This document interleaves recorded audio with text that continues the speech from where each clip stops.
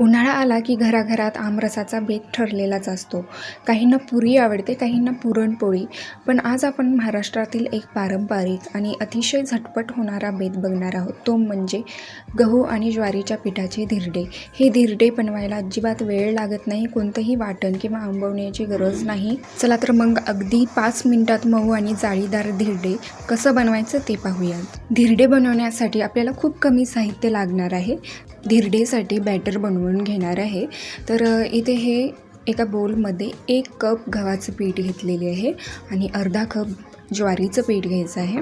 पहिले हे मी स्वच्छ चाळून घेतलेलं आहे. आता यामध्ये चवीनुसार मीठ घालूयात आणि आपल्याला हे व्यवस्थित असं मिक्स करून घ्यायचं आहे. म्हणजे दोन्ही पीठ हे व्यवस्थित असं मिक्स झालं पाहिजे. आता यामध्ये थोडं थोडं पाणी घालून आपण याचं बॅटर बनवून घेऊयात. यामध्ये आपल्याला अजिबात लम्स होऊ द्यायचं नाही. स्मूथ असं आपल्याला हे बॅटर बनवून घ्यायचं आहे. गव्हाच्या पिठामध्ये ग्लुटेन असल्यामुळे पाणी टाकल्यावर लगेच यामध्ये लम्स होतात. तर पिठात एकदम सगळं पाणी कधीच ओतू नका.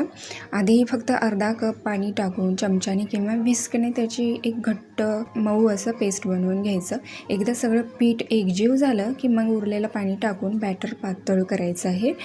म्हणजे यामध्ये अजिबात लम्स होत नाहीत. तर इथे हे बॅटर बनवून झालेलं आहे. अशा कन्सिस्टन्सीमध्ये आपल्याला हे बॅटर बनवून घ्यायचं आहे.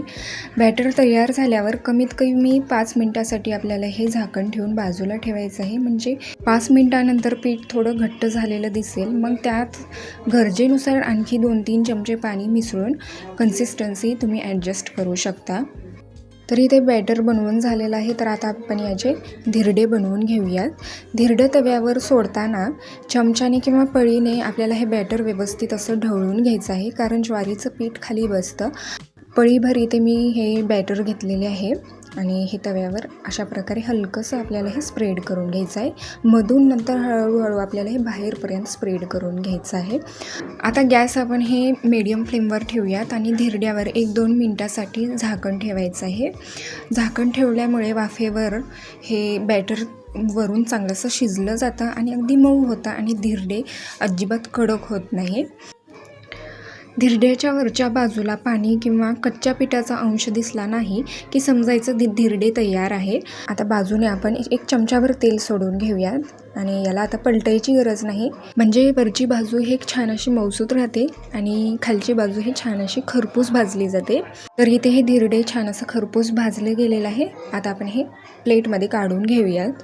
धिरडे हे छान असे चवदार हे नॉनस्टिक पॅनपेक्षा आपलं जे रेग्युलरवालं तवा असतं पोळी वगैरे बनवण्याचं, त्यावर हे धिरडे छान असे बनतात. एक अर्धा कांदा घ्यायचा आणि तो चाकूला किंवा फोर्कला लावायचा आणि आता हा कांदा तेलात बुडवून गरम तव्याला चांगलासं हे ग्रीस करून घ्यायचं, तेल ग्रीस करून घ्यायचं.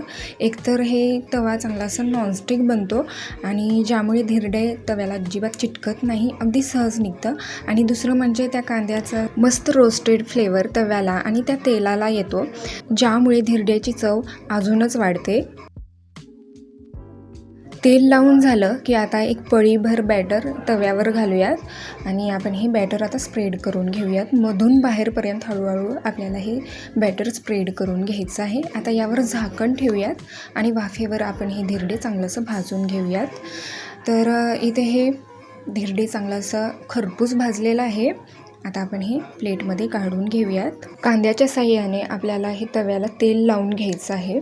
तवा हे कडकडीत तापलेला पाहिजे, म्हणजे कांदाचा तेलावर रोस्ट होईल. आणि पळीभर आपण हे बॅटर या तव्यावर टाकून घ्यायचं आहे. नंतर हलकंसे हाताने स्प्रेड करायचं आहे आणि नंतर यावर झाकण ठेवून 1-2 मिनिटे धिरडे हे वाफेवर शिजू देऊयात. आणि इथे हे सोनेरी रंगावर येईपर्यंत छान असे हे धिरडे भाजले गेलेलं आहे. तर तयार आहेत आपले गरमागरम मऊ लुसलुशीत गहू ज्वारीचे धिरडे. तुम्हाला ही धिरडेची पारंपरिक रेसिपी आवडली असेल तर व्हिडिओला लाईक करा, शेअर करा, चॅनलला सबस्क्राईब करा